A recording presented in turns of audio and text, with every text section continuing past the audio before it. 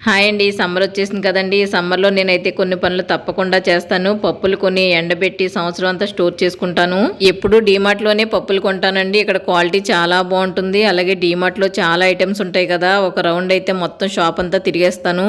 ఇక్కడ చిన్న పిల్లల బట్టలైతే చాలా బావుంటాయండి. చాలా క్యూట్‌గా ఉంటాయనమాట. నేను డీమార్ట్‌కి వెళ్ళినప్పుడల్లా ఒకసారి ఆ ర్యాక్స్ అన్నీ చూసి, ఆ చిన్న పిల్లల బట్టలన్నీ చూసొస్తూ ఉంటాను. చాలా ఇష్టం నాకవి చూడడం. షాప్ అంతా తిరిగేసిన తర్వాత ఇంక పప్పుల దగ్గరకొచ్చి నాకు కావాల్సిన పప్పులన్నీ తీసేసుకున్నానండి. ముఖ్యంగా కందిపప్పు, మినపప్పు, పెసరపప్పు, శనగపప్పు కొంటాను. మా ఇంట్లోకి ఎన్ని కిలోలైతే పప్పులు అవసరమో అన్ని కిలోల పప్పులు ఒకేసారి కొనేస్తానండి. సంవత్సరం అంతా నిలవ పెట్టుకోవడం కోసం. పప్పులే కాదండి, ధనియాలు, జీలకర్ర, ఆవాలు, మెంతులు కూడా సంవత్సరానికి సరిపడి తీసేసుకుంటాను ఇక్కడే. అస్తమానం చూసి కొనుక్కోకర్లేకుండా ఒకేసారి ఇలా స్టోర్ చేసుకుంటే హ్యాపీగా సంవత్సరం అంతా వాడుకోవచ్చండి.